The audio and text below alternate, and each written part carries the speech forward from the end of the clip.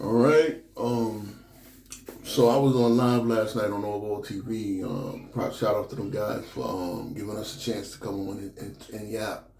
You know, we were yapping about the Knicks Lakers game. I was getting my breakdown on that. Good game by the Lakers. They actually came out, played spirited game and impressed. They impressed. They played hard. They outplayed the Knicks. They outworked us. They outshot us, and they won the game. But then very soon after, the breaking news came down, and nobody believed it before. Everybody thought Shams got hacked. He was the first one with it on Twitter, on X. He was the first one. And as the reality came in, the story came in. This was a backdoor deal. This was a backdoor affair. Pause. They wanted the Mavs wanted to move on. The Mavs wanted to move on, and the Lakers looking at it as they get their superstar of the future. They're going to give him his 5-year max. It's going to take him up to his around the 31st birthday, the 5-year supermax. So the Lakers got their new guy to build around. And this marks the end of the LeBron era. Because I don't see LeBron. First of all, I don't see the trade working in the short term nor long term. I don't see it. The question is who won the trade. I never look at who wins a trade. I mean, there are times when people get fleeced. There are times when a certain team gets fleeced, but in the end, I mean, like one would think that the Knicks got fleeced for Kristaps Porzingis back in 2019. Well, 6 years later, I think Kristaps Porzingis is long gone, and the Knicks are still eating. The Knicks are still eating off that trade. I mean, when they traded the 24th pick last year from Dallas for four second round picks. One of which they traded to get an extra pick, and another one they traded to to get an extra pick, and they traded back to get Tyler Kolek, an interesting point guard prospect who bounces between the G League and sits at the end of our bench. But the Knicks did a lot with the cap space. They got the Julius Randle signing on, and they were able to turn the team around. Dallas was able to struggle a couple of years, and then they pivoted. They traded KP away to Washington. Got a couple of pieces, that came and went, came back. So Dallas has an interesting team now. Dallas has a very interesting team. They're gonna basically be built around AD and Kyrie right now. With the defensive pieces. I think they're going for a defensive type of. Listen, AD is no slouch. I know that he's gotten very no credit for any meager success that. He got no credit for any meager success that the Lakers have had since trading for him in 2020. 2019 actually, right? Yeah, 2019 they traded for him. He's got no credit for any of that success.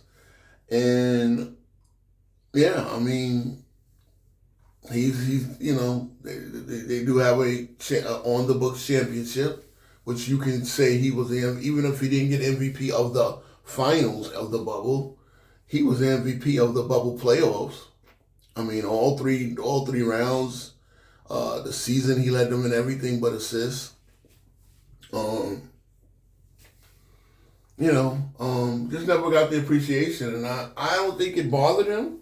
I think he was just happy to be in LA. That was always my theory. He was happy to living in LA. But I think it started to. I think things started to bother him. Like not getting on the defensive player of the year finalist list last year when guys like Wembanyama was on a losing team and Bam Adebayo, who's on a team that had a worse record than the Lakers last year, a playing team just like the Lakers. I think stuff like that started to give to him. And I think, so I don't think neither one of these guys requested a trade. It was just like, hey, Dallas approached the Lakers from what I understand. And the Lakers just said, okay, well, we can't, wow, Luka. This is, I think with Dallas, with LA, I think with the Lakers at this point, and I've said this many times with my friends, my Laker fan friend, they're more concerned about headlines than winning. And so one would think you get the younger player, he's about 6-7 years younger, you get the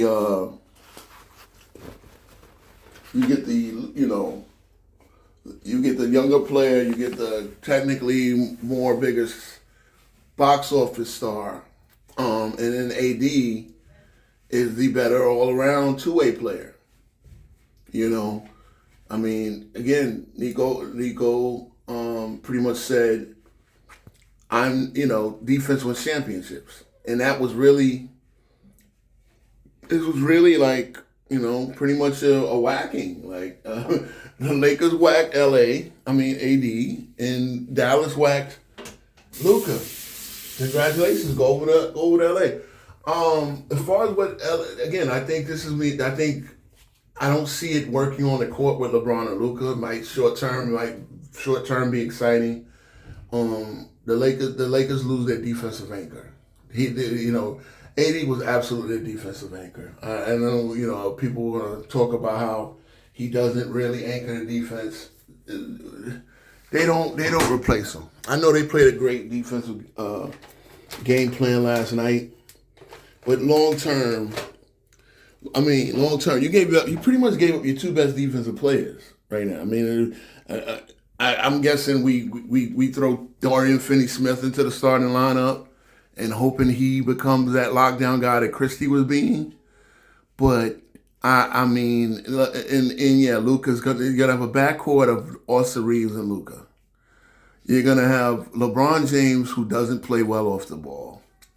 Luka probably could, but doesn't. Like, he never had to in his NBA career. I don't think he's had to at any point. And like I said, he has the requisite skills. He's probably a decent, better catch and shoot player than LeBron would be. Again, the reports of him weighing 270 pounds. Look, there's something going on in the league right now, and I think it's that what these owners and general managers are taking back power from the player empowerment era. Kudos to them for doing that. Because look, shelf life, the way teams are run this city, the way you build teams, shelf lives are not that long. You can get a star. You can make another star. Again, I know Kyrie loved Luka. I know Dallas. Well, from what I heard from, I was on the live stream with somebody that lived in Dallas, and he said locally, I hear gunshots. He said I hear gunshots. It was celebratory gunshots. That was told to me, that they're happy to get AD, that they feel like they can go for a championship this year. Again, this is a team that was just in the finals, and I know Luka was a big part of that, but so was Kyrie. And again, you're bringing AD, who was not exactly a playoff choke. I know he had the rundowns with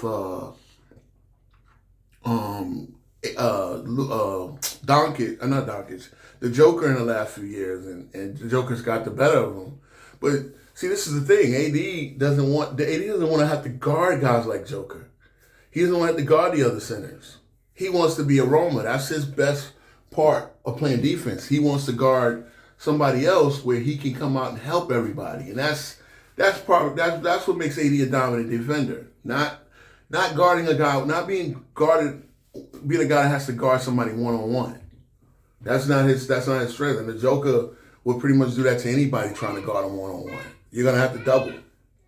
So AD would rather have a Gafford or somebody a Lively if he gets back before playoff time, and then I play off. So like AD wants to be a four. He's a four. He's 6'10".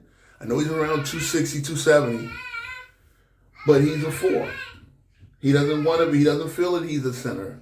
And this is a guy that came up as a guard into his senior year, and then he just had a big growth spurt. Next thing you know, he's a power forward center playing for Kentucky.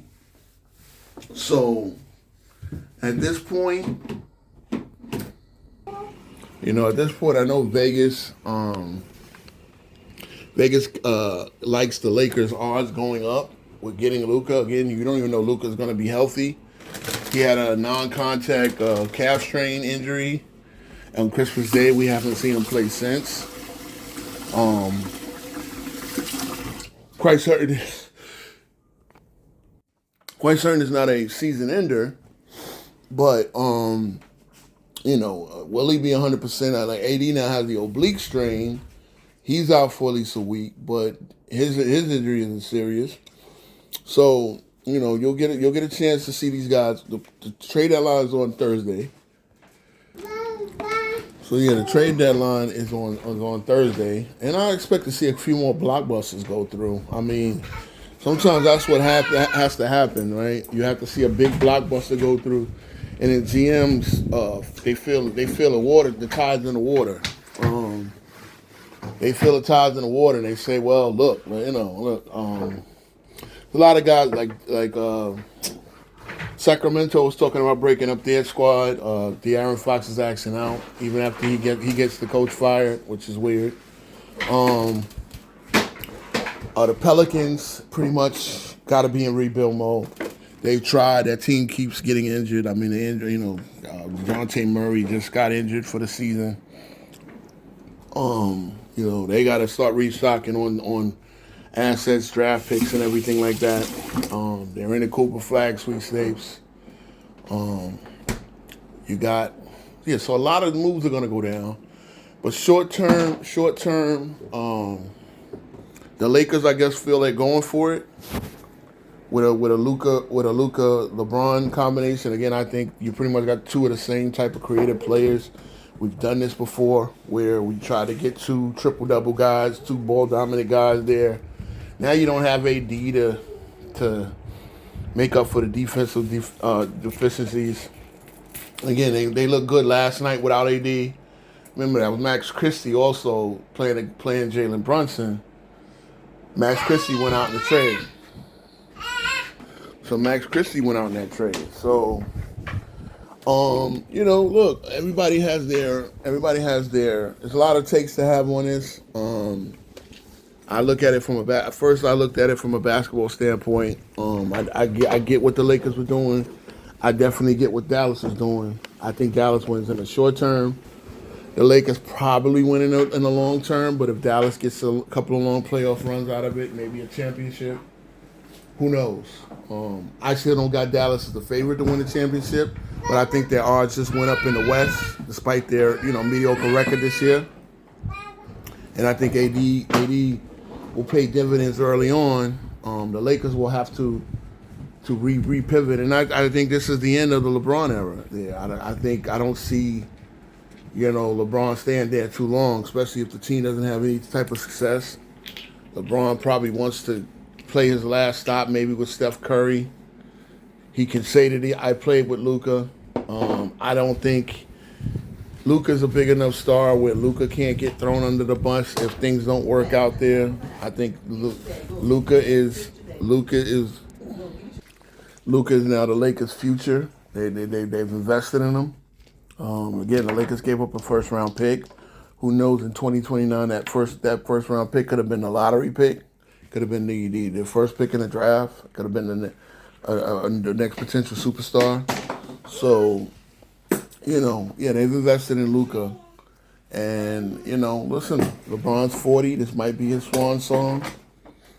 80 was the guy he picked 6 years ago to try to go for championships with.